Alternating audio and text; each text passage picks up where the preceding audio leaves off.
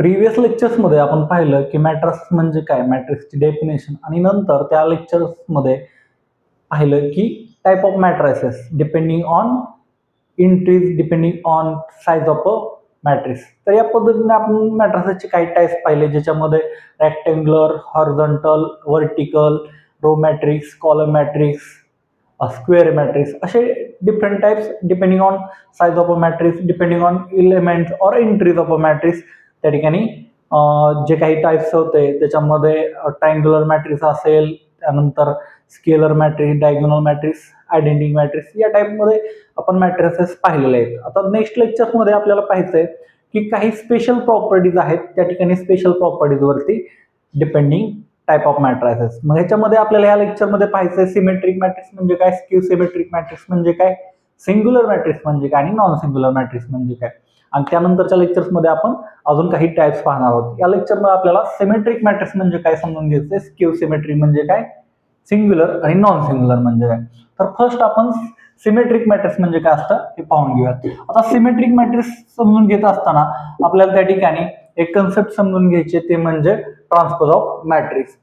आता आपण 2x2 आणि 3x3 चा मॅट्रिक्स पाहूयात आणि त्यावरून ट्रान्सपोज कन्सेप्ट काय आहे, त्यानंतर कॉन्जुगेट ऑफ एलिमेंट्स म्हणजे काय हे समजून सिमेट्रिक मॅट्रिक्स म्हणजे काय हे समजून घ्यायचं आहे.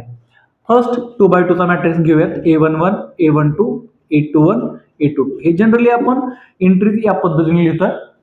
त्यानंतर 3x3 मध्ये a11, a12, a13 फर्स्ट रोचे elements, a21, a22, a23 second रोचे एलिमेंट्स आणि a31, a32, a33 हे थर्ड रोचे एलिमेंट्स. अशा पद्धतीने 2x2 आणि 3x3 2 rows 2 columns, 3 rows 3 columns matrix आपण घेऊ शकतो. आणि symmetric matrix, skew symmetric matrix ही कन्सेप्ट देखील स्क्वेअर मॅट्रिसेस साठीच ऍप्लिकेबल आहे. त्या ठिकाणी नंबर ऑफ रोज आणि नंबर ऑफ कॉलम्स सेम असणाऱ्या मॅट्रिसेस साठी. तर याच्यामध्ये आता पाहायचंय ते म्हणजे कॉन्जुगेट ऑफ एलिमेंट्स म्हणजे काय.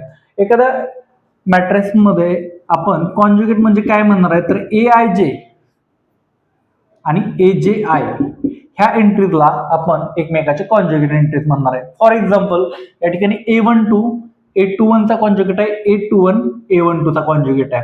ठीक आहे. या मॅट्रिसेस मध्ये A12 A21 चा कॉन्जुगेट, A13 A31 चा कॉन्जुगेट, A23 A32 चा कॉन्जुगेट अँड वाईस वर्सा, म्हणजे अशाच पद्धतीने एकमेकांचे ते कॉन्जुगेट असणार आहेत. तर ह्या एलिमेंट्सला आपण म्हणणार आहे एकमेकांचे कॉन्जुगेट. आता जर कॉन्जुगेट एंट्रीज सेम असतील, कॉन्जुगेट एंट्रीज सेम असतील तर त्या मॅट्रिसेसला म्हणायचंय सिमेट्रिक मॅट्रिक्स. म्हणजे ज्या मॅट्रिसेस मध्ये AIJ is equal to AJI मिळणार आहे फॉर ऑल IJ, प्रत्येक IJ साठी. ठीक आहे, तर त्या ह्याला सिमेट्रिक मॅट्रिक्स म्हणायचंय. आणि याच पद्धतीने आपल्याला अजून वेगळ्या पद्धतीने सांगायचं झालं तर ट्रान्सपोज ही कन्सेप्ट आहे, त्या कन्सेप्ट मध्ये आपल्याला पाहायचंय. मग आता ट्रान्सपोज म्हणजे काय आहे, what is mean by transpose of a matrix. आता हा मॅट्रिक्स जो आहे त्याचा ट्रान्सपोज म्हणजे काय, तर ह्याच्यामध्ये ही रो नंबर 1 आहे, ही नंबर 2 रो आहे. या ठिकाणी हा कॉलम नंबर 1 आहे, हा कॉलम नंबर 2 आहे. आपण डिनोट करताना R1 R2 row number 1 row number 2 करू शकतो, C1 C2 column number 1 column number 2 अशा पद्धतीने डिनोट करू शकतो. आता ह्याच्यामध्ये जी फर्स्ट रो आहे ती ऍज अ फर्स्ट कॉलम म्हणून लिहिली, A11 A12, आणि सेकंड रो जी आहे ती ऍज अ सेकंड कॉलम म्हणून लिहिली, तर A21 A22. तर हा जो न्यू मॅट्रिक्स आलाय त्या मॅट्रिक्सला आपण म्हणणार आहे ह्या मॅट्रिक्सचा ट्रान्सपोज. ह्या मॅट्रिक्सला आपण म्हणणार आहे ट्रान्सपोज ऑफ गिवन मॅट्रिक्स. तर rows converted to columns or columns converted to rows. आता ही नंबर रो 1 आहे ती आपण फर्स्ट कॉलम म्हणून लिहिली, row 2 as a first column म्हणून लिहिला. तसंच आपण कॉलमच्या बाबतीत जरी पाहिलं तर फर्स्ट कॉलम A11 A21 हा ऍज अ फर्स्ट रो म्हणून लिहिला गेलेला आहे, column number 2 as a second row म्हणून लिहिला गेलाय. Rows converted to columns or columns converted to rows ह्याला म्हणायचं आहे ट्रान्सपोज ऑफ मॅट्रिक्स. तर या ठिकाणी या पद्धतीने हा ट्रान्सपोज आलेला आहे. आता या ठिकाणी जर पाहिलं तर ह्या मॅट्रिक्सचा ट्रान्सपोज काय असणार आहे, तर फर्स्ट रो जे आहे ती ऍज अ फर्स्ट कॉलम म्हणून लिहितोय आपण, A11 A12 A13 हा first row as a first column, A21 A22 A23 as a second column, आणि थर्ड रो A31 A32 आणि A33 हा ॲज अ थर्ड कॉलम. तर अशा पद्धतीने आपण रोज ज्या आहेत त्या कन्वर्ट केल्या आहेत कॉलम्समध्ये आणि कॉलम जे आहेत ते कन्वर्ट केलेले आहेत इन टर्म्स ऑफ रोज. तर अशा पद्धतीने मिळणाऱ्या मॅट्रिसेसला ट्रान्सपोज ऑफ गिवन मॅट्रिक्स असं म्हणणार आहे. हा ह्याचा ट्रान्सपोज आहे. त्याच पद्धतीने आपण ह्या मॅट्रिसेससाठी जर पाहिलं तर ह्याचा ट्रान्सपोज हा मिळणार आहे. आता ह्या मॅट्रिसेस मध्ये हा फर्स्ट रो आहे, तो आपल्याला या ठिकाणी फर्स्ट कॉलम म्हणून पाहायला मिळेल. हा सेकंड रो, सेकंड कॉलम म्हणून, हा third row as a third column. म्हणून ट्रान्सपोजची प्रॉपर्टी आहे की transpose of transpose matrix itself. तर आपल्याला प्रॉपर्टी देखील पाहायची आहे, ते आपण नंतरच्या लेक्चर्स मध्ये पाहणार आहोत. तर ज्यावेळेस आपल्याला AIJ इक्वल टू AJI मिळतंय तर त्या केसमध्ये आपण म्हणतोय की तो मॅट्रिक्स जो आहे तो सिमेट्रिक मॅट्रिक्स आहे फॉर ऑल IJ जर हे होत असेल तर. तर हीच प्रॉपर्टी आणि इक्वॅलिटी प्रॉपर्टी ऑफ मॅट्रिसेस जर एकत्र केली तर आपल्याला त्या ठिकाणी पाहायला मिळेल की ट्रान्सपोज ऑफ मॅट्रिक्स, आता ह्या मॅट्रिक्सला आपण फर्स्ट A म्हणलं आणि ह्या मॅट्रिक्सला B म्हणलं तर A ट्रान्सपोज हा डिनोट केला जातो या पद्धतीने, B ट्रान्सपोज या पद्धतीने. तर त्या मॅट्रिक्सच्या आपण या पद्धतीने टी ह्या नोटेशनचा यूज करणार आहे किंवा डॅश या नोटेशनचा यूज करणार आहे ट्रान्सपोज लिहिण्यासाठी. जस्ट जनरली आपण हेच नोटेशन वापरूयात. तर याच्यामध्ये A ट्रान्सपोज इक्वल टू जर मॅट्रिक्स A मिळाला किंवा B transpose equal to B मिळाला तर त्या मॅट्रिक्सला आपण त्या ठिकाणी सिमेट्रिक मॅट्रिक्स असं म्हणणार आहे. ही सिंपल डेफिनेशन आहे की रोज कन्वर्ट टू कॉलम्स करून जो मॅट्रिक्स मिळाला तो जर दिलेल्या मॅट्रिक्सशी इक्वल आला तर त्या ठिकाणी आपण त्या मॅट्रिक्सला सिमेट्रिक मॅट्रिक्स असं म्हणणार आहे. या ठिकाणी जर पाहिलं तर दोन मॅट्रिसेस इक्वल कधी असतात ह्याची आपल्याला पुढे जाऊन पाहायचंय ऑपरेशन्स ऑन मॅट्रिसेस मध्ये की दोन मॅट्रिसेस इक्वल कधी आहेत, ज्यावेळेस त्या दोघांची ऑर्डर म्हणजे साईज सेम आहे आणि त्याचे करस्पॉन्डिंग एलिमेंट्स म्हणजे आयथ्रो जेथ कॉलम एंट्री जे असणार आहेत सर्वच्या सर्व त्या इक्वल आहेत. मग ह्याच्यामध्ये जर पाहिलं तर A11 शी इक्वल आहे, A22 शी इक्वल आहे. हा याचा ट्रान्सपोज आहे. तो दोघे जर इक्वल असतील तर आपल्याला काय मिळणं अपेक्षित आहे तर A11 शी इक्वल असणार आहे. ऑब्व्हियसली स्वतः एलिमेंट स्वतःशी इक्वल असतो. A22 शी इक्वल आहे, तो स्वतःच एलिमेंट स्वतःशी इक्वल असणार आहे. आणि मॅट्रिक्स सिमेट्रिक असल्यामुळे A12 A21 शी इक्वल किंवा A21 A12 शी इक्वल असणार आहेत आणि त्यावेळेस आपण मॅट्रिसेस सिमेट्रिक आहेत असं म्हणू शकतो. म्हणजे A transpose equal to A असताना आपल्याला AIJ इक्वल टू AJI ही कंडिशन मिळते. सो ट्रान्सपोज हा मॅट्रिक्सची इक्वल आहे, तो मॅट्रिक्स सिमेट्रिक आहे. या ठिकाणी सुद्धा आपल्याला तशाच पद्धतीने मिळणार आहे की ह्या ज्या एंट्रीज आहेत AIJ इक्वल टू AJI ह्या मॅट्रिसेस मध्ये देखील आपल्याला फॉर ऑल IJ त्या इक्वल मिळणार आहे. सो आपण म्हणू शकतो की हे मॅट्रिसेस देखील त्या ठिकाणी सिमेट्रिक आहेत in case of AIJ equal to AJI. तर अशा पद्धतीने सिमेट्रिक मॅट्रिसेसची डेफिनेशन आहे. आता त्यानंतर नेक्स्ट आपल्याला पाहिजे ते म्हणजे स्क्यू सिमेट्रिक मॅट्रिक्स. सिमेट्रिक झालं, सिमेट्रिक मध्ये आपल्याला AIJ is equal to AJI ही कंडिशन मिळते.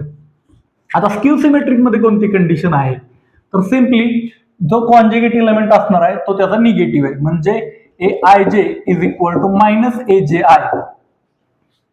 AIJ equal to minus AJI ही कंडिशन जर असेल तर त्या मॅट्रिक्सला आपण म्हणणार आहे स्क्यू सिमेट्रिक मॅट्रिक्स.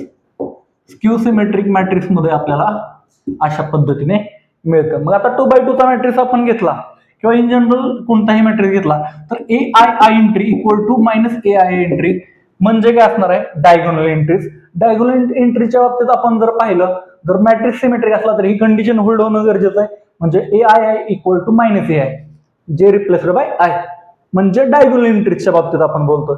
तर AII equal to minus AI कधी पॉसिबल होऊ शकतं ज्यावेळी AI इक्वल टू 0. कारण ज्यावेळेस आपण ही टर्म या ठिकाणी दोन्ही साइड मध्ये ऍड करू तर 2 टाइम्स AII इक्वल टू 0. 2 तर या ठिकाणी 0 नसतं म्हणजे AII must be 0. So if the matrix is symmetric skew symmetric then all diagonal entries must be 0.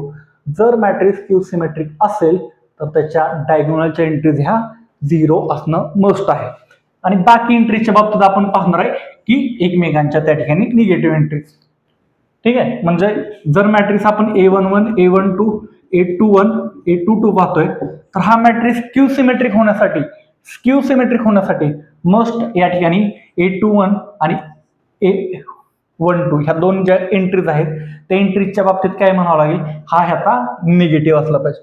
Conjugate entries must be negative to each other आणि diagonal entries must be 0.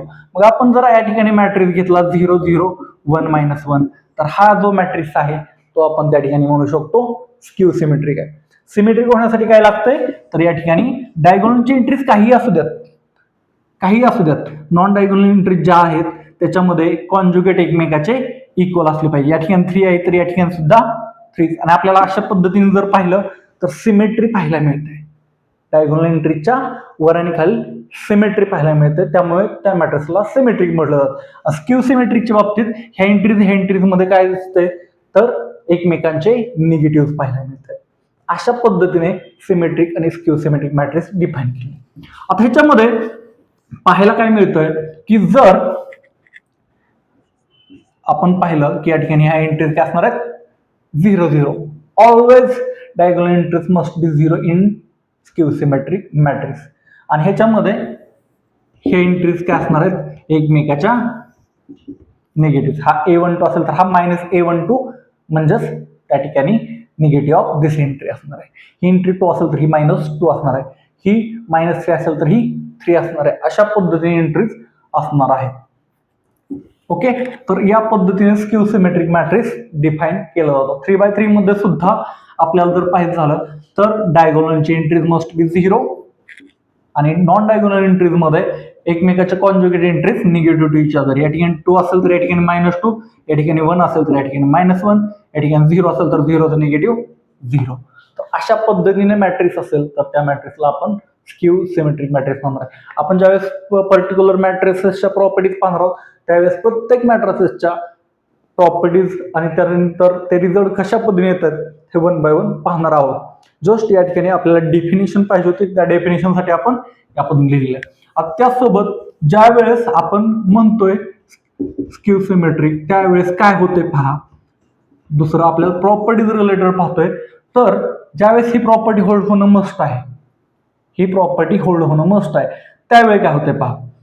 ह्या मॅट्रिक्सचा आपण transpose लिहिला, ट्रान्सपोज घेतला, हा जर ए म्हणलं ह्याचा ट्रान्सपोज A ट्रान्सपोज हा काय असणार आहे A11 A12 first row as a first column म्हणून लिहिली, A21 A22 ही second row as a second column म्हणून लिहिले. आता A transpose equal to -A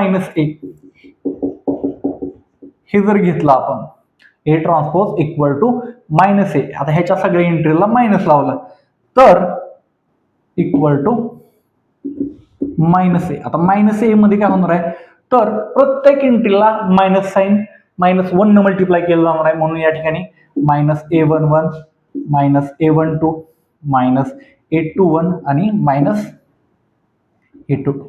आता A11 आणि -A11 इक्वल कधी असू शकतं, A11 must be 0, A22 -A22 कधी असणार आहे, A22 मस्ट बी 0, कारण तो नंबर आणि त्याचा निगेटिव्ह इक्वल असण्याची पॉसिबिलिटी फक्त तो नंबर आणि निगेटिव्ह सुद्धा 0 असेल त्यावेळेस असणार आहे. म्हणजे हे काय इम्प्लाइज करतंय की A11 A22 means all diagonal entries equal to 0 आणि A21 -A12 शी इक्वल किंवा A12 -A12 शी A21 शी इक्वल, म्हणजे नंबर आणि त्याचा कॉन्जुगेट एकमेकांचे काय आहेत तर निगेटिव्ह आहेत. आणि हीच कंडिशन आपली कोणती आहे तर स्क्यू सिमेट्रिकसाठी, की नंबर आणि त्याचा कॉन्जुगेट एकमेकांचे निगेटिव्ह असले पाहिजे, म्हणजे 2 असेल तर ह्या ठिकाणी -2 पाहायला मिळतं.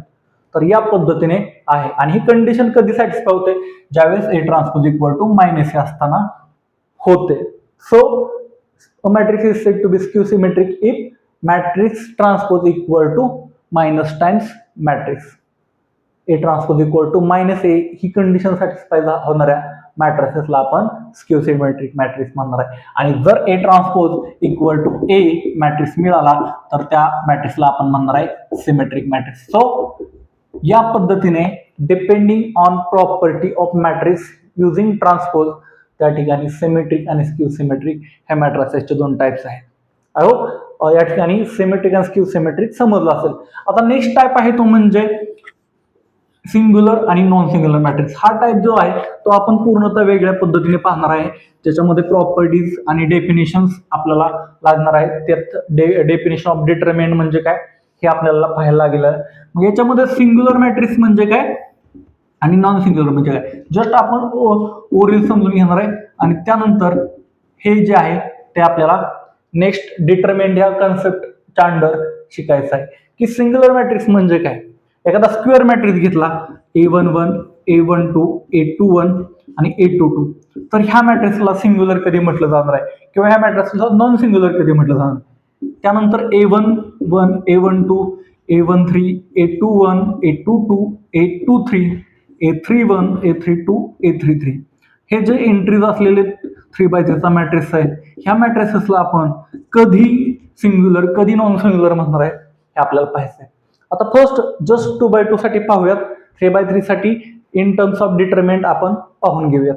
आता या ठिकाणी हा मॅट्रिक्स सिंग्युलर किंवा नॉन सिंग्युलर कधी असणार आहे तर ही कन्सेप्ट आहे डिटर्मिनंट ह्या कन्सेप्टवर बेस्ड. हा टाइप जो आहे सिंग्युलर नॉन सिंग्युलर तर डिटर्मिनंट ह्या कन्सेप्टच्या अंडर असणारा पॉइंट आहे. आता ह्या मॅट्रिक्सचा डिटर्मिनंट जो आहे तो जर 0 आला तर त्या मॅट्रिक्सला सिंग्युलर म्हणायचंय. डिटर्मिनंट नॉन 0 आला म्हणजे 0 सोडून कोणताही नंबर आला तर त्या मॅट्रिक्सला नॉन सिंग्युलर मॅट्रिक्स म्हणणार आहे. सिंग्युलर मॅट्रिसेस मध्ये आपल्याला 2x2 चा ज्यावेळेस पाहतोय 2 कॉलम्स असलेला मॅट्रिक्स पाहतोय त्यासाठी डिटर्मिनंट हा जनरली डायगोनल एंट्रीज जे असणार आहेत त्यांचं मल्टिप्लिकेशन मायनस नॉन डायगोनल एंट्रीजचं मल्टिप्लिकेशन म्हणजेच A11 into A22 minus A12 into A21 हा जो आहे तो जर 0 आला हा डिटर्मिनंट हा जर मॅट्रिक्स A म्हणलं तर ह्याचा डिटर्मिनंट आपण या नोटेशननं किंवा डिटर्मिनंट ऑफ A या नोटेशननं दाखवणार आहे. आणि ही जर व्हॅल्यू 0 आली determinant of A equal to 0 then matrix is singular. Determinant of A is equal to not equal to 0 then that matrix is said to be non singular. तर हे आपल्याला चांगल्या पद्धतीने पूर्णतः प्रॉपर्टीज सह नेक्स्ट लेक्चर्स मध्ये पाहायचे डिटर्मिनंट या टॉपिकच्या अंडर. आणि प्रत्येक टाइप जो आहे त्याच्या प्रत्येकाच्या सेपरेट प्रॉपर्टीज आहेत. प्रॉपर्टीजसाठी आपल्याला प्रत्येकाचं एक वेगळं लेक्चर असणं अपेक्षित आहे. I hope symmetric matrix, skew symmetric matrix, singular matrix, non singular matrix हे मॅट्रिक्सचे टाइप्स आपल्याला समजले असतील. व्हिडिओ आवडला असेल तर लाईक करा, चॅनलला सबस्क्राईब करा अँड कीप वॉचिंग. थँक्यू.